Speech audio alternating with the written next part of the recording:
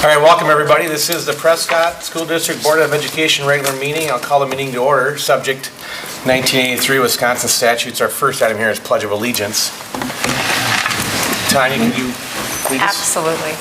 I pledge allegiance to the flag of the United States of America and to the republic for which it stands, one nation, under God, indivisible, with liberty and justice for all. Thank you. Next item here is recognition of visitors.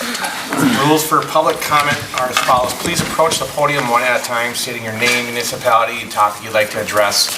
A lot of time is 3 minutes per individual, or 6 if you're representing a group that is present at the meeting. All comments should be directed to the board and not to staff or other participants. The board will not act on any comments that are made during the meeting. The presiding officer may direct the district administrator to follow up with that individual at a later date. And the public comment section will be limited to 30 minutes unless board action is taken to extend. And as always, please refer to our public comment policy listed on the agenda for a full description of this section of the meeting. Anybody care at this time to be recognized? My point of order real quick. I think we have to adopt the agenda. Yeah, I can call that out right now. Okay. So there's a little change. We're mixing it up. Okay. So we can do the adopt the agenda and the consent as one motion. Okay, sounds good. Yep. So yeah, that's New procedure for us. Try to make the meeting a little smoother. Anybody care to be recognized at this time? Yep, come on up. just think if you change the agenda.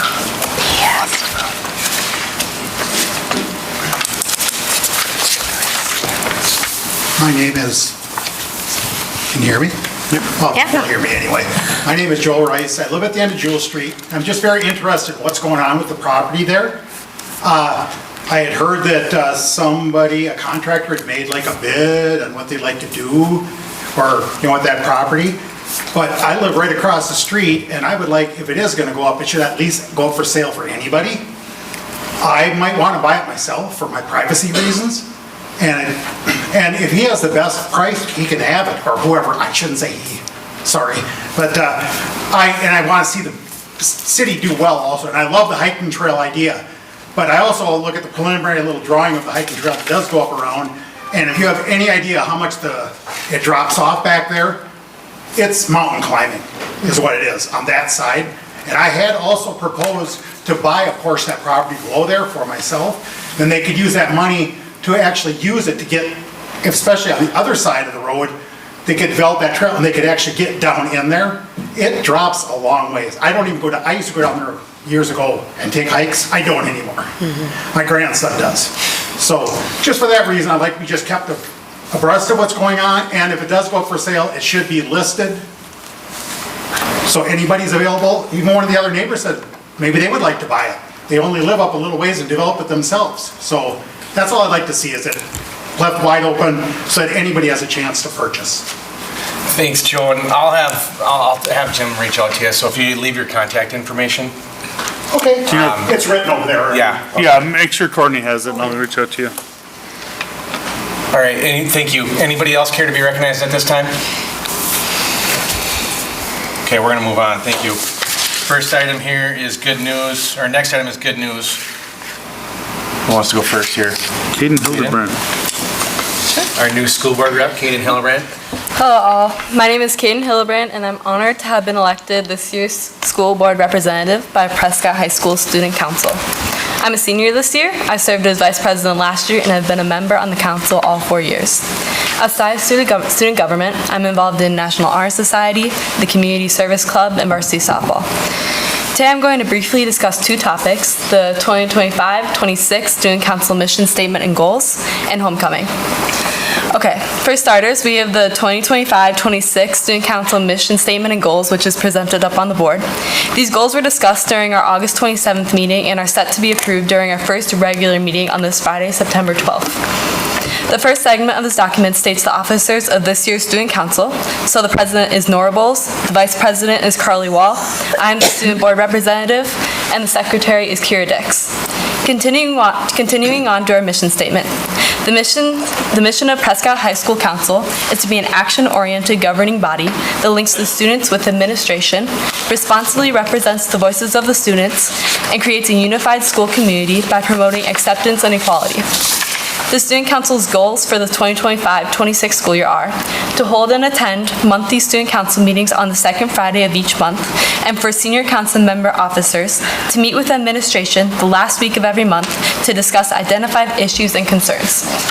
To be accountable for promoting and modeling responsible and respectful behaviors in and out of school, to encourage school unity while also respecting individuality and diversity.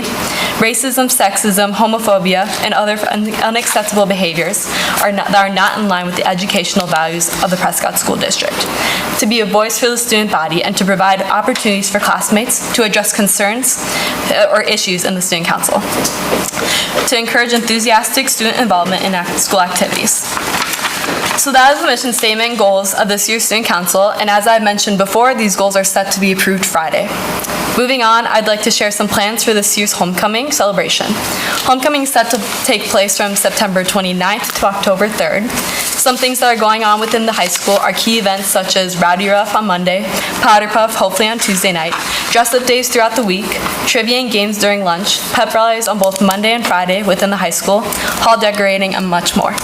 Some dates and times still need to be paired with events, but the excitement is definitely growing as we continue our way through September. Thank you. Well done.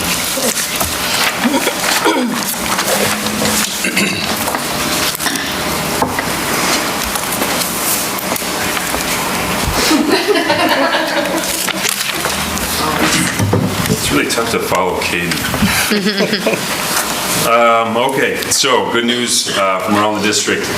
From the intermediate school, Mr. Kosmolke sent in that this week the intermediate school launched their One School, One Book program with the book, The Journal of Otto Peltonen, a Finnish immigrant. Set in 1905, the story follows 15-year-old Otto on his remarkable journey from Finland to Hibbing, Minnesota. After beginning school, Otto was forced to leave his studies to work alongside his father in the underground mines, helping to support his family. The book is rich with lessons on perseverance, sacrifice, and resilience, messages that resonate deeply with the intermediate school students. So over the next several weeks, students will engage in a variety of meaningful activities connected to the story like they have the past few years. The program will conclude with an all-school field trip to Pioneer Village in Richmond, giving students the chance to step back in time and experience history firsthand. A huge shout out again to Afton Apple. They're always generous with us, but their generous grant allows the intermediate school to continue to do the One School, One Book tradition. That's powerful. My kids have both gone through it. They both loved it. So very well done to both Afton Apple and the intermediate school staff. From the middle school, they report they had an amazing return to school. The return to learn days were extremely successful. They kicked off, I think it was their second annual field day this year. And again, I have a sixth grader this year. He reported that was one of his favorite days. So a big shout out, because I know there's a lot of work that goes into that for the middle school staff. We also hosted our Return to Learn up here. We had a really successful freshman orientation. Cardinal Olympics, the high school students partnered again, and the staff partnered again with the intermediate school students around team building and community, and you can see some of the pictures that are floating up on the screen. And I want to give a huge shout out, and I'm glad that Caden's here because she's one of them, to just our student volunteerism and leadership. The past few years, we've definitely grown. Our students have really taken a key sense of leadership and responsibility in what we're able to deliver for our student population, for our younger students. It's become kind of a central tenet. And so that even just this past month, starting with National Night Out, we had over 25 student volunteers who came in to make everything run that night, from community engagement, games, color run, serving food, preparing food. They did a student leadership summit. They helped launch and did about 3 hours of activities for our freshman orientation day. They were integral to our Cardinal Olympics and leading younger students through activities. They've developed a service learning group or a student volunteerism group. So just a ton of things that make this school year start very smoothly because our students are leading from the front. And then the one last thing that Mr. Igo said to me when I asked him about this year is he just said this overall felt like the best start to a school year, very positive for staff, very positive with students. And I've heard just about all of our staff members echo that. So I feel like we're rolling at the beginning of September here. We're hoping that all of our community gets involved in some of the amazing activities that we're planning out for homecoming, because it is more than a high school event. So we'll release some of those bigger plans for our week coming up. Thank you. Thank you.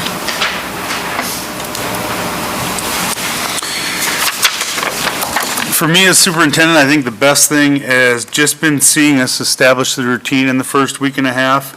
I've been at a lot of the schools at the start of the day, end of the day, drop off, pick up, kids getting where they belong, coming into school with a smile on their face. Some of them even say hi to the new guy who they don't know. It's just really been a pleasure to see how smoothly and how well all of our schools run. Also, I found out today, so I didn't get this to the board until just now, that the Prescott High School received the Broccoli Seedling School Award through the Wisconsin Farm to School Recognition Program. Basically, this award recognizes our commitment to supporting farm-to-school efforts like sourcing local food, offering agricultural education, and growing school gardens. Farm to school, we were one of only a handful of schools in the state of Wisconsin. We just got that award 2 hours ago, so I wanted to pass that on to the board. And then our first Cardinal Champion of the year is Shayna Clausen. Shayna is an exemplary staff member and human. Over the past 3 years, Shayna has taken on a leadership role within the special education department at the high school. She has worked diligently to ensure our students have the support they need. Shayna takes the lead on creating instructional assistance schedules each fall and works collaboratively with both special education colleagues and general education teachers to ensure proper support is in place. She is fiercely determined and driven to always put her students first. Additionally, Shayna has also taken the lead with the inclusivity group at the high school, being able to authentically connect with people of all different backgrounds and personalities. She's coordinated prom for the past 2 years and most recently has helped move the needle on enhancing staff and student culture throughout the building. She's a team player who goes the extra mile. On top of all of this, her work is thorough, detailed, and serves as an example for others. So Mr. Figge, Mr. Montreal, Ms. Strand, and I were able to present her with her award this afternoon. That's great. Yeah. All right, thank you. Move on to business, and this is where we got the change, and I apologize for not bringing this to the board first, but the change in the procedure to not adopt the agenda up front, that we checked that with state statute. Jim recommended it. Other school districts do it. So it's a little bit more streamlined that way to roll it into one here. So this is the first time we're trying it. So in the consent, we have the August 20th, 2025 regular board minutes, finance reports, personnel report for non-licensed staff, service agreement with River Falls School District for Project Search, and accept Neola School Board technical updates and changes for the following policies, board policies version 34.2 per district administrator's responsibility. So what we would do here is make a motion to adopt the agenda and to approve the consent agenda as one item. First of all, is there anything in the consent that the board would like to have pulled out? Anything there? No. Okay, so now we can make a motion.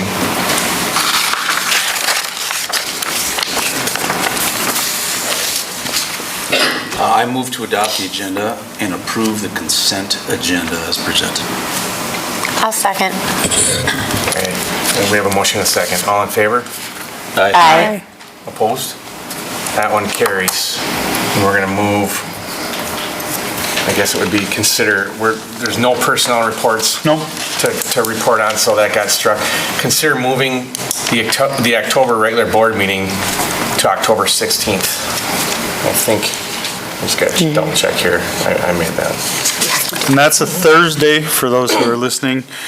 We get our state aid numbers somewhere around 9 o'clock on the 15th, and to finalize our numbers from 9 o'clock in the morning to a 6 o'clock board meeting is doable but challenging.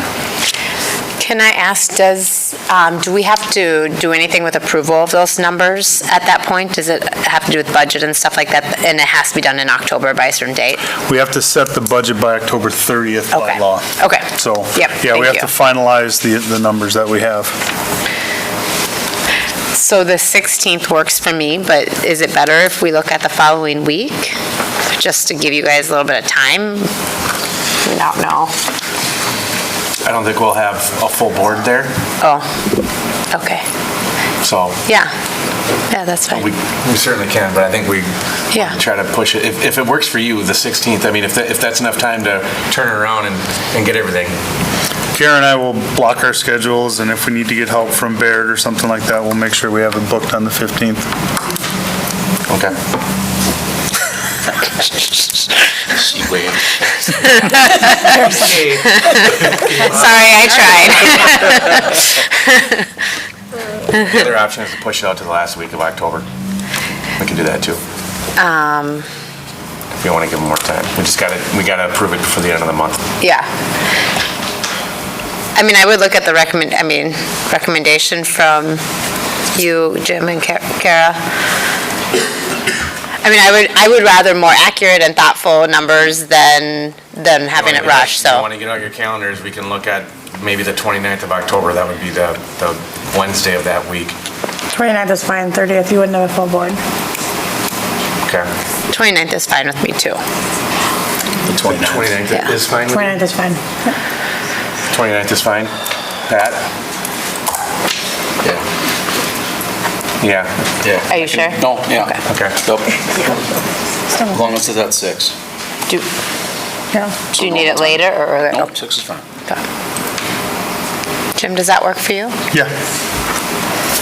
I'm gonna get into work. And you don't have to pull an all-nighter? Yeah, I can make the 29th work too. Let's do the 29th. Sure.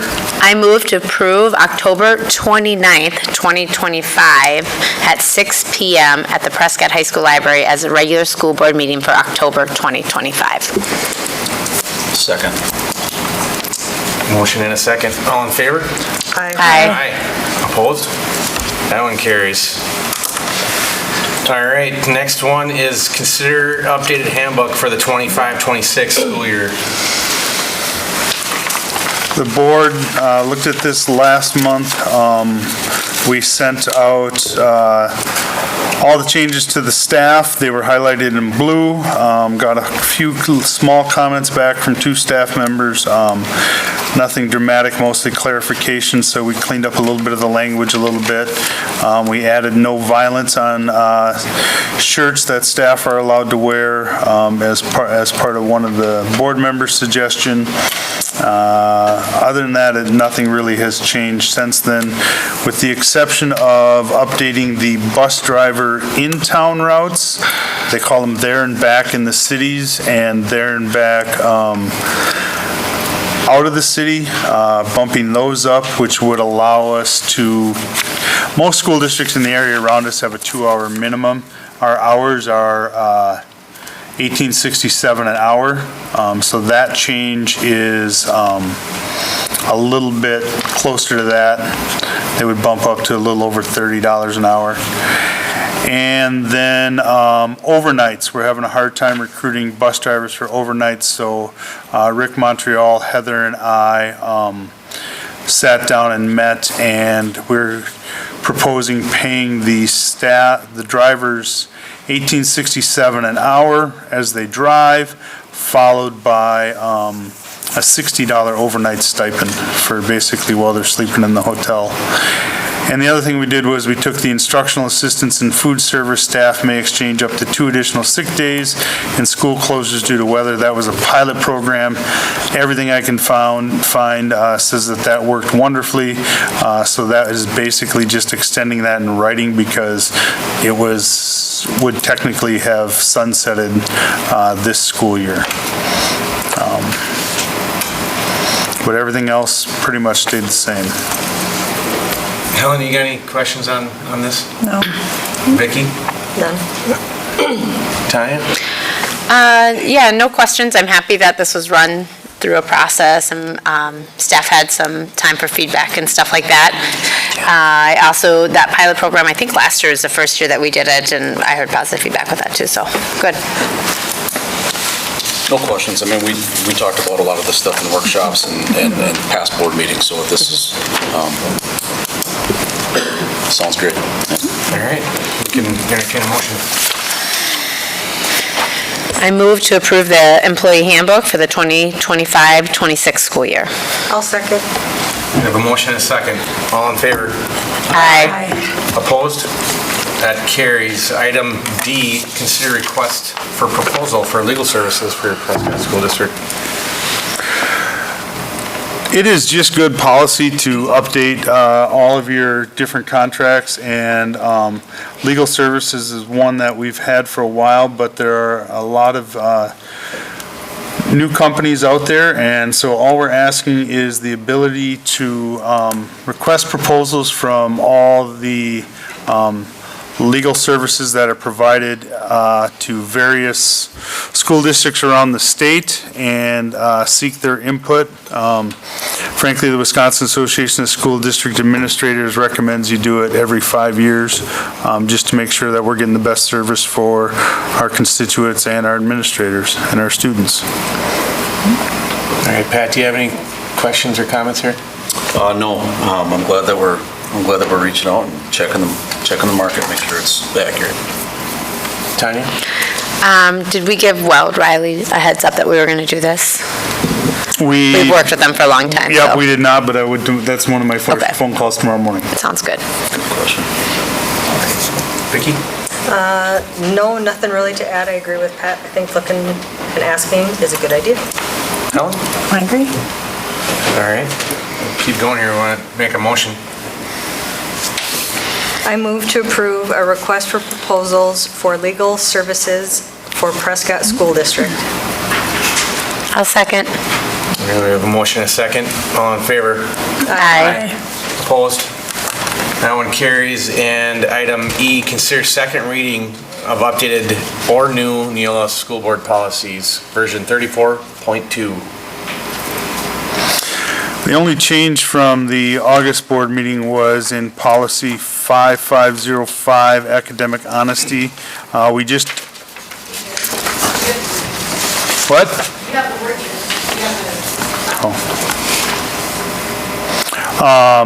And that is going to, that policy will, the only thing we added to that was, and I don't know if I can get into this because I'm not logged in. Basically, the policy we added in, we clarified that teachers are allowed to go to their principal if they have something that comes up new with AI or with other technical programs, just because things change so fast. And then the principal can approve it, and if we need to, we can update policy, because AI is changing so fast. Tanya, did you have any questions? I thought you were the one that kind of brought this up. Yeah, I can't remember if I brought that one up or not. I don't have questions on that, though. I'm glad that we're looking at that. I do think that we did talk about that, actually. And then the other one that I had was the dress code stuff. Was that within this group? The dress code was actually in the handbook. It was only in the So, yeah, handbook. we took Okay. out weapons Yep. and added violence, so. Perfect. I didn't know if we had a policy on dress code that I thought we did. Yeah, that wasn't in this Okay. batch. The dress code question came up in the staff handbook, and Sure. we put violence instead of weapons because that would Yep. eliminate our trap team from wearing their shirts. Yeah, yeah, So, that works. Pat? No questions. Helen? No questions. Vicki? No questions. All right, we can make a motion. I move to accept the second reading of the noted policies with version 34.2. A second. We have a motion and a second. All in favor? Aye. Aye. Opposed? That carries. We're done with business. And we're on to information discussion. First item is the Bray Architects? I thought that was River. Noel Bray did the high school. So now I gotta find the right picture. Oh, that's not the one. So River Valley did the 2022 referendum. Bray did the high school edition. So they worked for 2014 to 2016. So what you see here is the high school laid out. And the question that we asked them to do for us, and they did it for free, was would we be able to put this red rectangle here would be the CTE wood processing lab, for lack of a better term. Can you blow that up a little bit? I can try.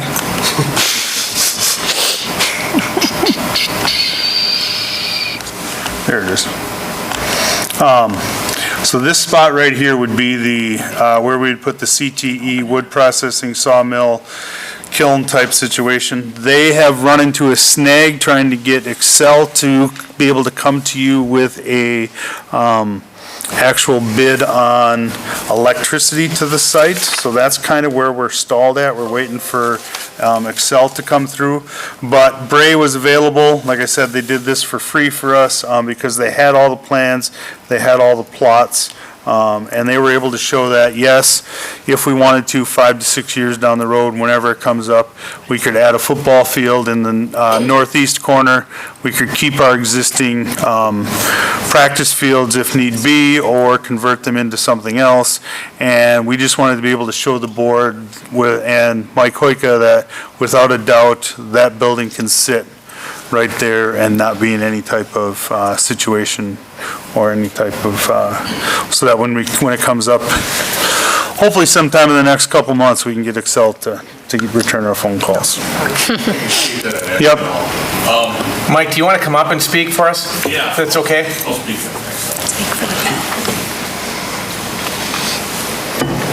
Just for the record, it's the brown box right down by the parking lot that we're talking about, right? And so nobody has to kind of get freaked out about, we're not putting in a football field right now or anything like that. That's not there at all. The whole purpose is we didn't want to build the pole shed and then have to move it 10 years down the road if we build a football stadium. So there are no plans to build a football stadium. There's no plans to do anything like that. The two practice fields right next to there are where our current practice fields are, and it doesn't interfere with those as well. Right. We met with XL this week, and to bring in like single-phase service, a small fee, like $2,000. But if we want to go 400 amp, three-phase, which is what you want if you're going to build and improve, is put the electrical service in at that time. We're to buy the transformer, it's probably $25,000. But we're going to go through the paperwork and try and get us qualified, and then it will be a minimum fee. So that's kind of the holdback is if we say, okay, this is the type of equipment we're going to put in there, and we want to be energy savings. There's going to be a motor, maybe 10 horse, like on a big, huge planer or something for working with the wood. That's where we'll qualify for getting the three-phase brought in at a very small price. So that's kind of, we kind of backed off, so let's take some time and try and get that, so. Okay. Pat, do you got any questions for Mike at all, or? No, I mean, you guys said it all, but I appreciate the effort. I think just for the board, I know one thing we talk about is long-range planning, right? And this up here that Bray did, and thanks to Clint and their team for doing it, it might be wrong. Yeah. It probably will be wrong, but it was important to kind of plant a flag on something to make a good decision, right? And this is the best decision that we have today, to not avoid letting other good things happen. So I thought it was a lot of moving parts, but I appreciate Mr. Figge and Mike and Jim and everybody taking the proper steps. Tanya? Yeah, no, absolutely, no questions. I agree with that. This was our biggest concern, is we know that down the road we have a property that we have future hopes for. We don't know when, but we don't want to get in the way of those hopes. Also, we have a tech department that is just growing beyond our space, which is really a good problem for us to have. They came to us again with some ideas, suggestions, ways to keep improving, ways to grow. They always come with us with solutions, but sometimes we just got to slow them down a little bit, and there's some process and stuff that goes into this, and I think this was going to, in the long run, this will make their next step in growth even better. So thank you guys for the work with this. Vicki? So was it, because I had wondered about Bray Architects, I had never heard of them. So did they already have kind of this as a preliminary drawing when they designed the high school? Yeah, so they did all the plans for the high school. They laid out the original plot. They were able to, you can't see it when they built it, but this is actually built with all the contours and all the plumbing and and stuff like that. So since they had the original ones, they were willing to do this for us. Well, kudos on reaching out. That was probably a better way to handle all this than us trying to measure and estimate and guess and send Mike out there with a tape measure, so yeah. No, I think everyone pretty much said, I think, so. Just kind of as a reminder, the shed itself, the brown box, what was the dimensions of the shed? 40 by 60 or? That's what we're talking about a 40 by 60 square foot? 40 by 60 is what we're looking at right now, right, Mr. Figge? So, yeah. Is there potential that we would need to grow that at all, or is that kind of like the optimal size that we would go with? Do you remember? There will be room there to expand that. Yeah, it looks like it. We're going to precision that and bring in the utilities and service so you can expand. Okay. Okay. That's where it's taking a little extra time is planning. Yeah. Where we bring the electrical service in is very critical where we start and end the building. Okay. And just as a reminder, last year's budget, when we figured out the final numbers and we had surplus that we chose to earmark money for this year, I believe it was $100,000 for this project. It was kind of set aside as a separate line item on the fund balance. So it's baked in. We can choose to do it or not to do it, but we have the money set aside specifically for this reason.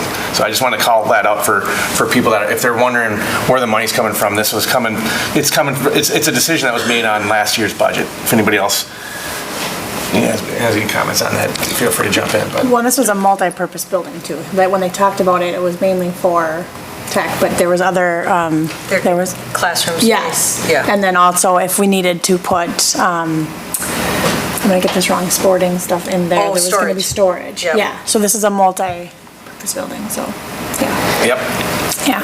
And I do want to applaud Mike and Josh and the team for taking the time to do it right instead of just trying to spend the money right away in the summer and get it done and get something up, but they want to do it right and so we can expand, so. But that's also where this drawing comes in. It shows us room to expand. Yeah, and if anybody's been in your tech ed area, it's first of all, it's quite impressive, but they're running out of room. So I think I'm glad we're planning for it, and hopefully we can get her done here. Next steps though, so we're gonna be waiting on Excel to get back to us. What is the next step? The next step is the paperwork will go to a licensed electrician that we're working with, and hoping he gets the paperwork this week. Then we will meet and fill that out and get that back there. We're hoping to get this project locked in with Excel before they call winter season. Okay. Okay. Basically, we got about 2 months. Okay. Hopefully get this. So this is gonna have to come back to the board again for approval. Well, another thing too, I know we got the city here, there's certain approvals and permitting and all that good stuff too that still has to be done. Yep. Right, and so, everything that Mike and Jim have talked about these are the right first steps for planning, but there's also a permitting process that we're going through. Okay. All right, anything else on this one, guys? No. Exciting. Okay, let's move on then. Item B is the extension of Jewel Street. Good transition. Mr. Wolf, you ready?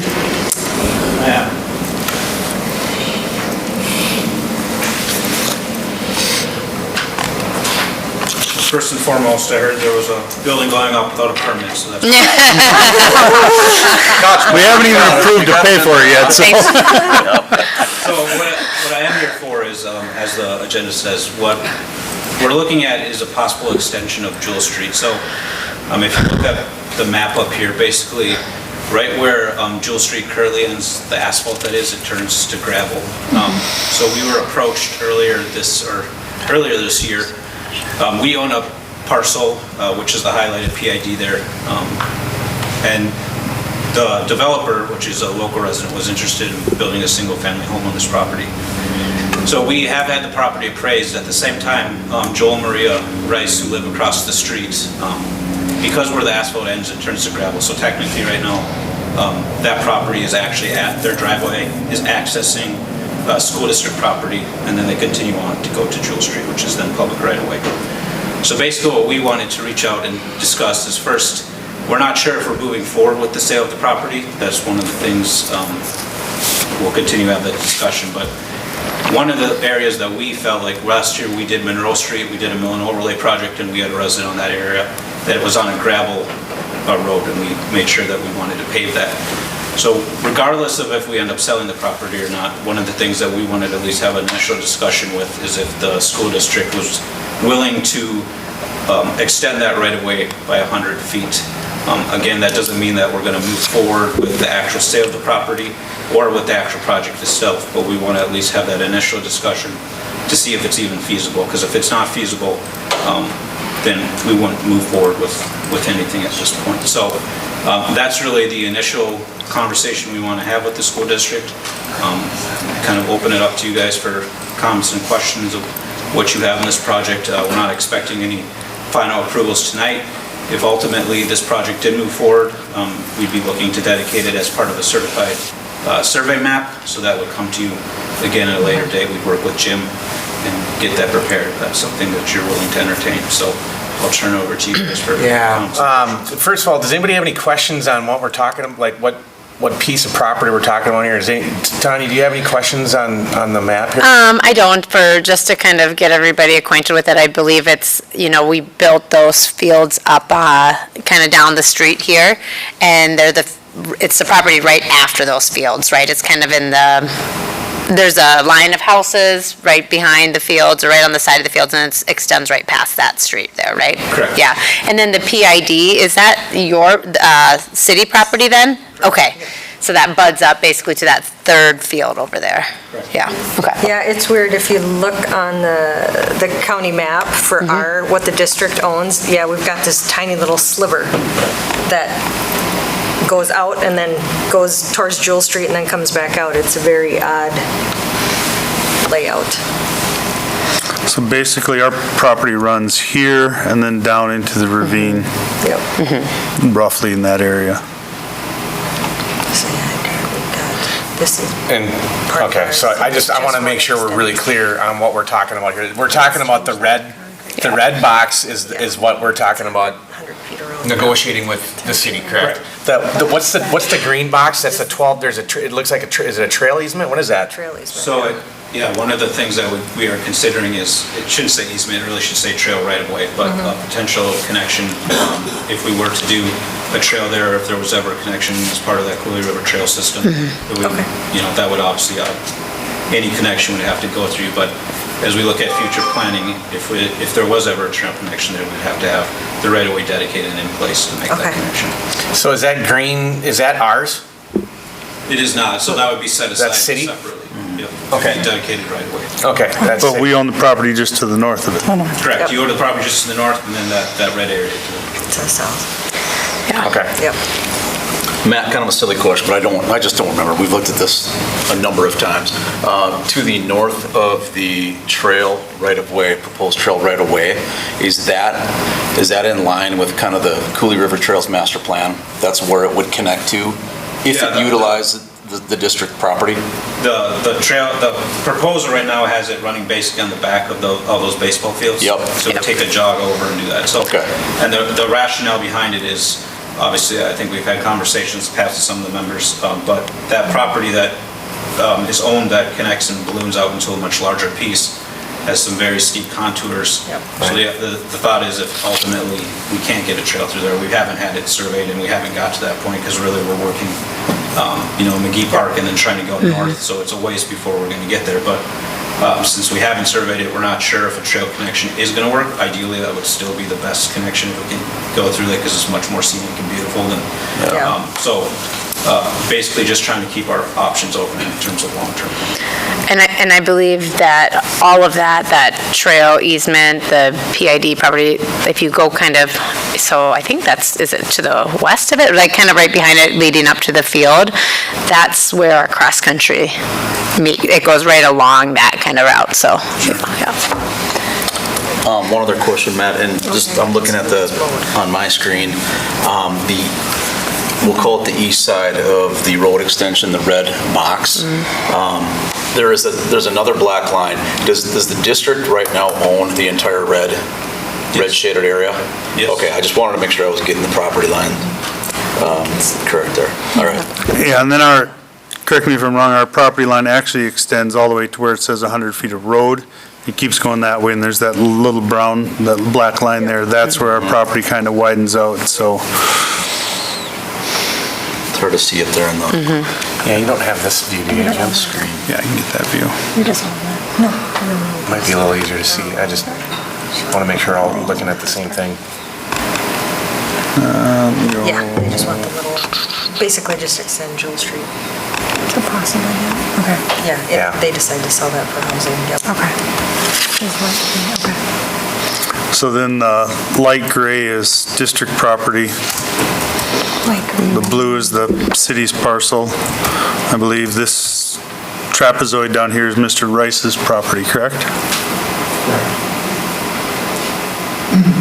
Just a little note, the little handwriting, which I know means nothing, comes up way short of where my property line actually is. Okay. And if anybody ever wants, well, I have a post down there, it's big, you'll never find it. It's dead. There's like 10 dead serious, so. But if you ever want me to walk you down, I'll be happy to show you where it is. Thank you. Yeah. Yep. Yeah, because he's. Maddie, so this is just getting in our hands now. We'll talk about it, I'm sure. Yeah, I guess it's just getting into your thought process. If you want to move forward, I think we're just looking for kind of what your idea is. We don't want to get too far ahead of ourselves. Yeah. You know, you're saying pump the brakes. This isn't something we're interested in, then, you know. Because if the ultimate decision is you guys are willing to move forward this, that we would, you know, do the due diligence of putting together the proper legal documents and things like that and get them to you guys. Okay. That would be a combination of Cedar Corporation and our attorneys working on that. Matt, the cost for the road extension is borne by who? The city, the developer?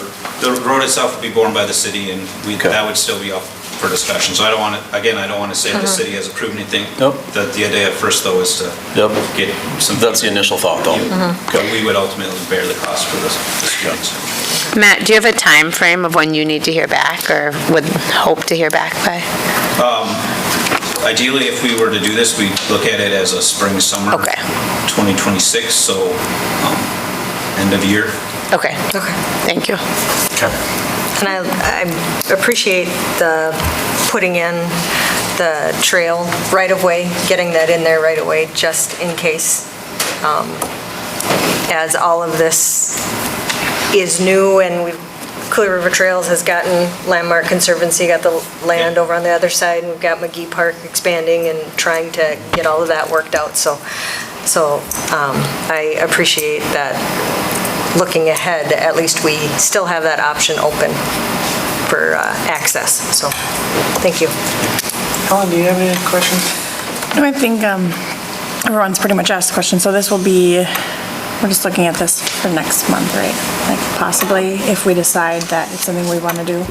Yeah, I think maybe Jim and I can take it offline and we'll Okay. figure something out to Perfect. bring to the board and have Awesome. a dialogue on it. Talk about it, okay. Because I think we'll end up getting into numbers and, you know, if it's something we do want to move forward with, we'll have to put a number on it and work with Matt on Sure. on that too, probably, if that's the case, or open it up, you know, I mean, that's the other option. So I think it's just trying to get the ball rolling a little bit. Yeah, okay. Sounds good. Thank you. Yeah, thanks, Matt. Yep. Thanks, Matt. Moving on is item C, update on replacing buildings and grounds director upon approved retirement. Yes, I've asked Mr. Hoyka not to retire a couple times, but, no, we've talked about, with the board, the idea of, putting forth, a hiring process and getting this posted, in September, and then try to have somebody onboarded by January so they can spend, from January to June, learning everything to do with our $147 million worth of property that Mr. Hoyka takes care of on a daily basis. So, Yeah. just kind of, you have the copy of the job posting, or the job description that we have, and we're hoping to post it and get this going within the next week or so. We'd post it on the district website, we'd used LinkedIn, we'd use a couple other services. Some of those services cost $200 to $300, but again, we're looking at taking care of $147 million worth of property and equipment. So spending a couple $1,000s is well worth it. There's also a group called Wisconsin School Leadership Council that posts a lot of building and grounds positions, and we try to cast as wide a net as possible. And hopefully everybody who's in the audience, everybody who's listening will share our Facebook post with the world and get it out to everybody. Helen, any questions on this one? No, it's pretty extensive, so getting it out there sooner rather than later is probably. Yeah, thank you. No questions, just, the fact that we have to put it out there, we probably knew it was coming. Sure. But, I think getting someone in and Mike getting the opportunity to give a thorough introduction to someone to take his place is a really good idea. Yeah, Tanya? Mike, I want to start by last month, I think we read and approved your resignation, your retirement, and we didn't take an opportunity to really speak too much of it. You weren't here in the audience, but this is a really big deal for us, and you have been, I think you've been here since I've been on the board. I've learned so much from you. I know all of our, people on this board as well as superintendents. We're going to really miss you. So you've done a ton for us. I think back to the days when we had kind of like scratch paper of, ideas and all the documents now and how we've gone. You've really helped set us up to move forward in a really strong manner. I also want to point out that we had no succession plan like this for Rick Spacuzza. We didn't bring somebody on early to train in. And it just speaks to the value of the knowledge I think that you hold within this district, that as a single person, you hold a lot of that knowledge. And I think this is important for us to do, and I hope you're part of that process, and your feedback's really important to us, so thank you. Yeah, kudos, and Mike, we'll get another chance to celebrate you, but thank you for everything. Today is about talking about how we onboard and how we orientate, and I do believe that's really, really important. I would love to get some of your feedback, especially as it relates to making sure a new person, is available for for those shoulder months or a winter or summer, how big of a deal that is to you to learn how to operate these buildings. But if we know that it will be a cost, but I do believe that it's, we can't afford the risk of not getting it right though either. So my recommendation would certainly be to advocate a really good onboarding period, and hopefully Mike is able to and willing to help design that. All right, yeah, well, Mike, luckily you gave us time to do this. Sometimes we're scrambling, so you gave us a whole year to kind of figure this out, and I really appreciate that immensely. All the rest of the board does too, I'm sure, and Jim. So we can have an opportunity to bring somebody on and train in, so that I appreciate that. And this is a no-brainer for me, so. I also think that posting it now, looking at it now, I think if I remember October 31st or something was kind of the deadline, if I recall. Was it October 31st? Or was that for the? We would hope to have them hired by late October, early November. Okay. But we do have time, so I just hope that we get it right too. And I don't think there's a rush to do it, so if we don't have the right people applying at that time, we have time to keep looking for the right person, so, yeah. It's definitely, an ideal plan would be started January, because, let's be honest, whether it's somebody internal or whether it's somebody external, they're going to have to find a replacement too, and if we can give, that person a month or so before they leave their position. All right, so you got what you need for us? Yep, this is just an opportunity for the board to provide feedback. All right, move on. Item D is teaching and learning update.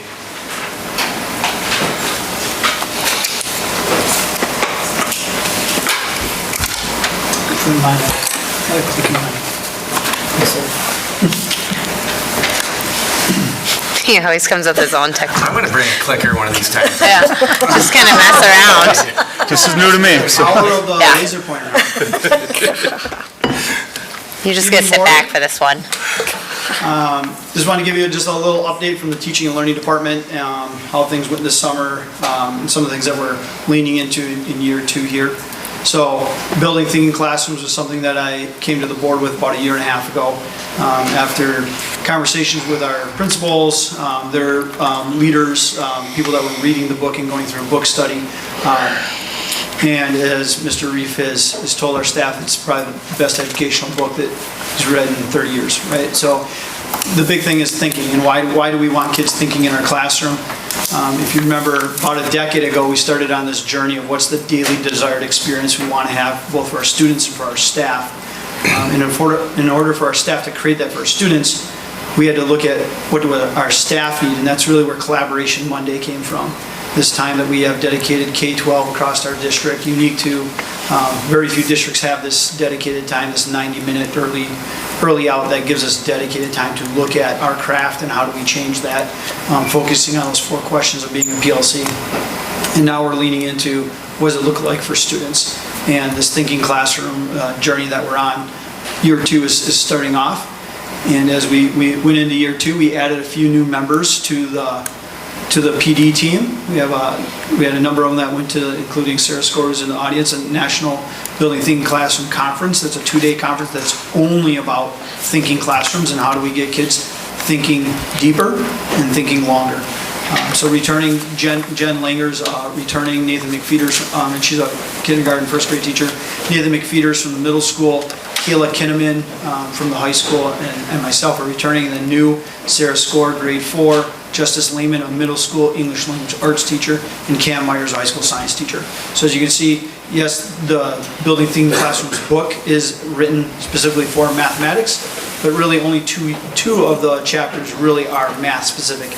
Everything else really is applicable to all different areas, and that's why we're expanding into those different areas as much. One of the things that we really try to get through to our staff is having them experience what does a thinking task feel like and look like. So one of the things that we did this year is half of our staff participated in a task while the other half just observed. They observed what the trainers were doing or the teachers. They observed how the conversations were going. They went around to different whiteboards that we had. We had 12 of these whiteboards in the cafeteria here at the high school, and we had 100% of our teaching staff. And we're collaborating with each other. We're having conversations the same way that the students do. So we had 2 different tasks that they did. One actually was about that graphic that I just put up, about the learning experience and what do we want that to sound like, feel like, and what would that experience be like. And then the other one was maybe a little more, we talked about curricular and non-curricular tasks. As a non-curricular task, we just gave the staff members different factors and said, which one do you think has the most negative impact on the environment? And we started with 3 factors, so they could kind of have the relatively easy entry point, and then we just kept adding more and more and more factors until we got to about a dozen different factors. And then we had some debriefs after those conversations, and as you can see here, it's random groups. We have Erica Kieser here as a library media specialist, Helen Rabel, and then one of our new teachers, Helen Rabel's a 5th grade teacher for a long time, and then one of our new teachers, Ms. Barker, a science teacher at the middle school. So again, we're following the same practices that, we're modeling the same practices that we want to see in our classrooms as well.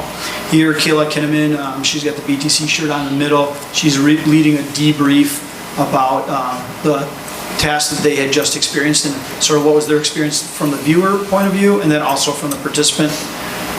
And then another one here. It's kind of hard to tell. Sarah Scores over here, and this is a larger group. And again, we took two different groups, had the same questions, and we put those boards together. And then where were we alike? Where were we different? How could you use that now as a conversation piece inside your classroom? So we're into year 2. We've just completed recently a survey of our staff. Where are they on that journey? All of the PLCs across the district are setting building thinking classroom specific goals for the year, which align to the building goals as well, and our professional practice goals that we have for ourselves. So it's a nice way to feather all of that together. So it isn't just about something more, it's about something better. And before I go any further, I would like to open the mic up to Ms. Kaden Hildebrandt, and her experience in thinking classrooms and what she's been noticing over the last 2 years. Over the last 2 years, I was just gonna speak Or even to how did this year start? This week. I have Mr. Myers, who you just mentioned, went to the conference as my first hour environmental science teacher. And one of the things we did within the first week was create a class constitution. And the way we went about doing that, as I recognize now, is similar to the way that you did with the staff, where we split into groups and answered questions on whiteboards, then combined as a group and talked about, why'd you say this, why'd you pick this? And then he did that throughout the whole day. And by the end, he had composed just a good list of, I'd say, what does it mean to be a scientist? Because it was a science classroom, as well as, I think another question was, what makes a classroom like a good learning environment? What factors go into that? And that's just, I think that's so recent, that's why it popped into my mind, but I definitely recognize the shift this year, so, yeah. Perfect. So we're just seeing, we're going from theory to practice now, and, we're starting to make that, some of those standard practice, and then how do we refine some of those practices? Because some people aren't quite there on their journey, and then there's others that are chomping to get going. So we're looking at how do we differentiate for our own staff, and some people are on a 3-year trajectory, and some people might be on a 5 or 6 year trajectory, and how do we get there in the end, right? So that was building themed classrooms. Again, thank you to the board for supporting that initiative and continuing to support that. Act 20, something I've been coming to the board with since 2023. We've started our training for the year. Our master plan, we should be done by the March professional development. Is kind of that day is kind of test day. All of our teachers are going through a Cox Campus is the name of the online modules that we're using. And yes, you could just click through these modules and pass your test with 80% and be done with it. So one of the things that this structured literacy team, Megan Smith, Amy Figge, Stacy Helders, Sarah and I are more there for moral support and just give direction. They're really taking on that lion's share though of this collaboration Monday. We got all of the K-5 plus the interventionists and special education teachers who are going through all this at our middle school. Not required at all for middle school, but this is something that we see value in. We all got together as a large group, and then we did 2 modules, and now we talked about practice with those modules. How is our practice going to need to change? And then the other part is, because we know on the end of this, next year we're going into a curriculum review and adoption, is what are our look-fors? What are the things that we're going to say in this new curriculum? These are our must-haves. And how does that relate to the new learning that we're doing as we're going through this structured literacy? So this is a full year of training. Again, the goal is to be completed by March. There's about 25 hours of modules, and that's only if you just click through it, right? So there's probably about 35 hours of modules, and then the really important part of coming back together as a professional development or professional learning group to learn from each other and how do we implement that. And again, I can't say enough about Collaboration Mondays. When I get calls from other districts, what are you guys doing in Prescott? You're top 10 in district in the state in academics. You're top 9% in growth. What are you doing? And I can tell them there's no silver bullet. It's Collaboration Monday. It's getting your teachers together. It's the best some of the best professional development you can offer is right down the hall. So figure out a structure that allows that. So. The only other part to the Act 20 update, it wouldn't be DPI without a new update. So we have some new, so every little check mark there you can see, not very easily though. 4K, you can see that in the fall and in the spring. We have to do one in the fall, 2 different screeners in the spring. If you look at 5K, quite a few more in the fall, winter, spring. Grade 1 really gets hammered in the fall, and they actually added 3 new ones this year. On top of that, DPI went with Pearson, who owns Ames Webb. That was their contract that they awarded 2 years ago. They had not done their renorming since 2015. Some things have happened, and education has changed since 2015. So this summer, now that they had all of Wisconsin's data, they renormed. So now we're going off of different proficiency levels and different benchmarks. So last year when I was here, we talked about how many kids we have on reading plans. The way they renormed it, they kind of, the way we talk, they kind of are setting us up for failure. It's a really low threshold in the fall right now, so we don't anticipate a lot of new students being put on reading plans. but then it is a huge step to winter, and then just a small step to spring. So we are not sitting on our laurels and saying, oh, we don't have a lot of kids. We're looking at those kids, we're looking at the winter benchmark. How many of them would not meet the winter benchmark if we went by that? And we're really starting to program for all of them to try to catch those kids now rather than wait till winter and go, oh geez, we lost already a half a year of programming for these kiddos. So that's our Act 20 update. When is the winter benchmark? When does that have to be done? The winter benchmark starts in December and it goes through, I think it's the first week in February. So you have a window that the state says somewhere in that window. Okay. Typically what we have found out actually is most successful is if we screen the kids before winter break and they get that 2 week of completely off and maybe on some electronics and new toys and whatnot. That's what I was So we try to wondering. screen them just beforehand. Okay, okay. So that way we catch them at their best. I was hoping that there was some sort of window because I thought, oh, great, it starts in January. I'm like, that's not going to be good. Yeah, so okay. DBI has given us windows. We are doing our Ames West web assessment this week. We've started it. We'll wrap it up next week. Okay. So we'll be done with that.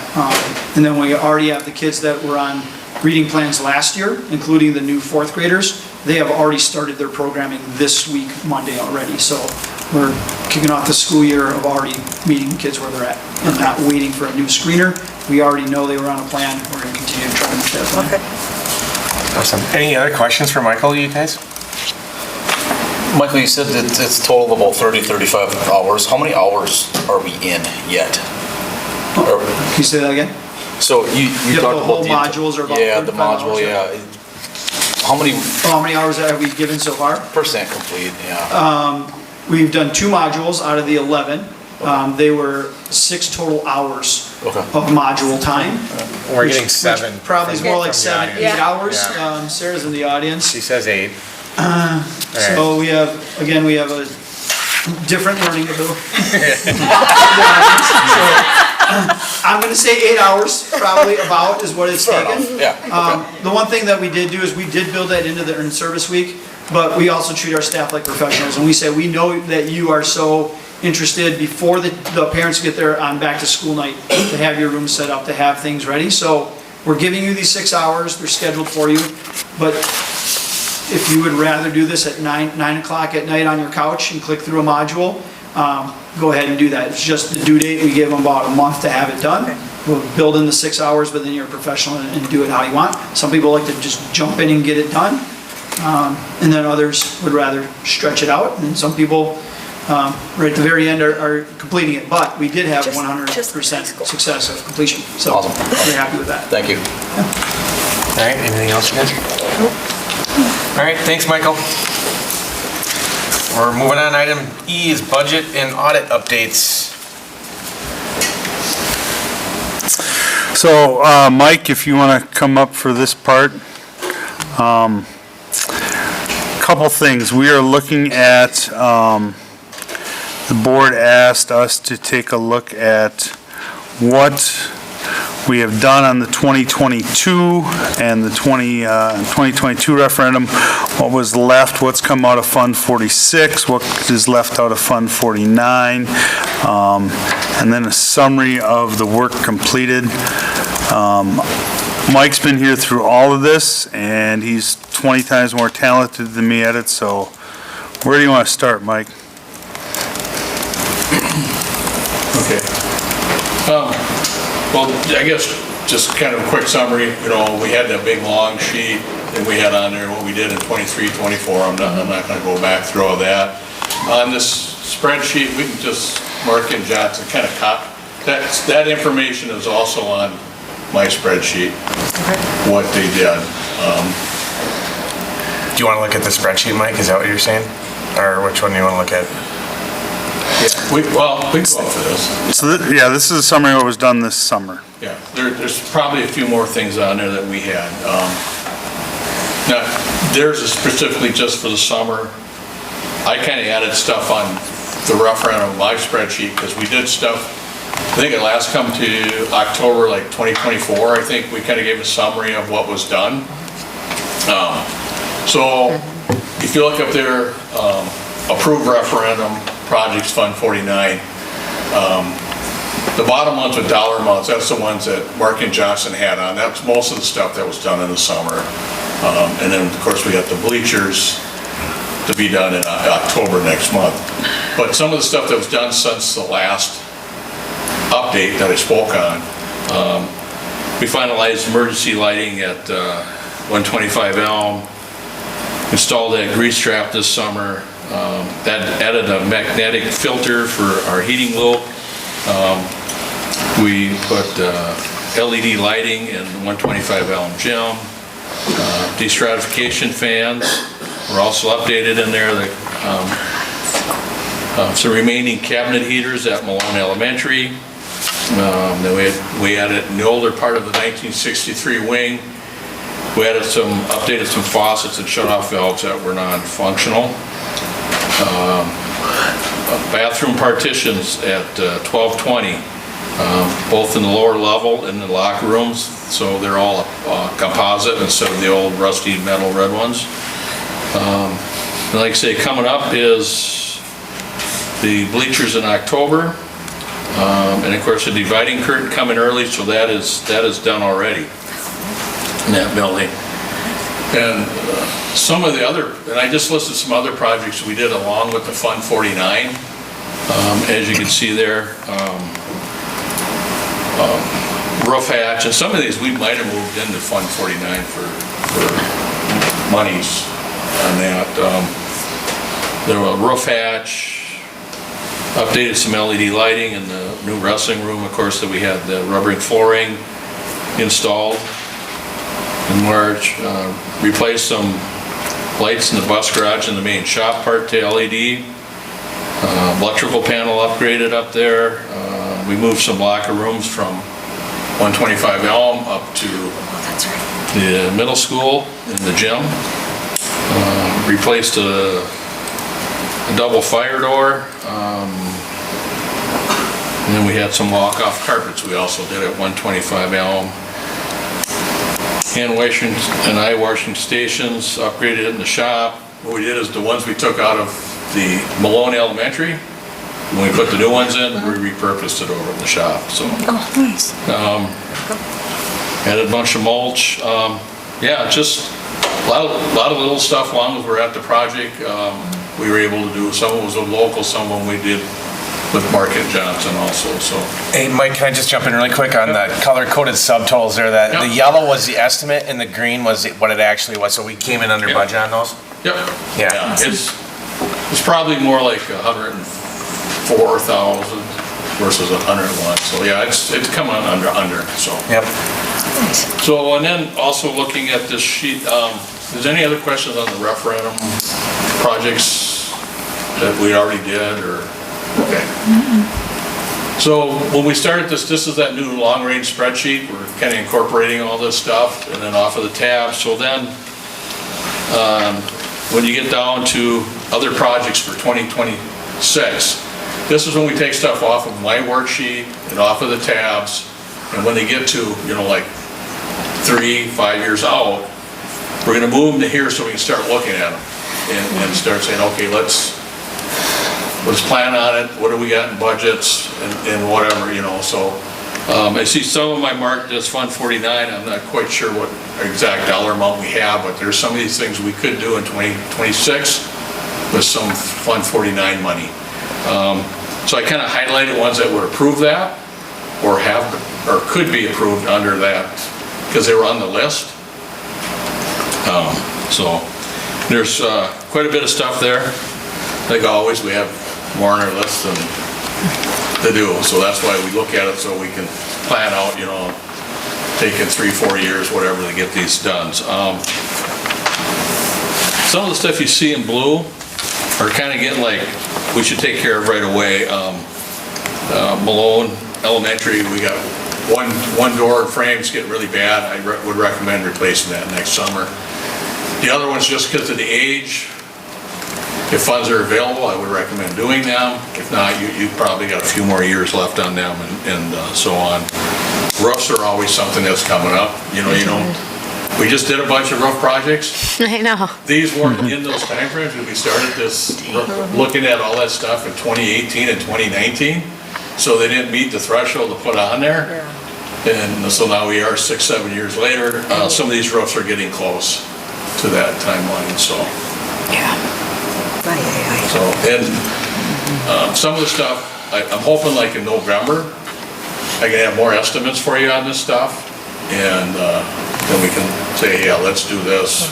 Go into a little more research on some of the stuff, and get some prices, maybe even some better prices. Most of the estimates are pretty good, but there's some stuff on here I really want to get some estimates on. Actually, some pretty good numbers, you know.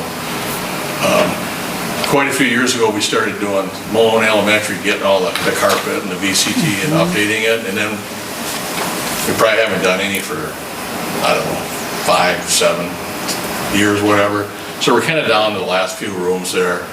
So we're going to get some estimates on that, so we can look at doing that stuff. Some of the stuff we can oversee ourselves. Some of it, if you take a larger project, you know, whether you're going to do a large roof project or that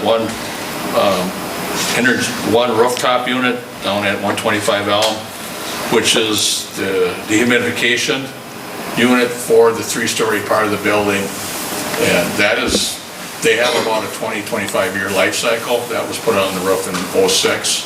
So we're getting to the end of that life cycle. Working on a couple different vendors, trying to get some good estimates on that. So that I'll be bringing forward with some prices. Anybody have any questions here? I just want to clarify, so the highlighted blue ones there, those are the ones, basically the school within this year we need to do or you would recommend doing? Yeah, those are the ones that are the, you know, they're like. Now, yeah. Yeah. And then do those or does most of that fall within the budget that you have right now? Probably not. Okay.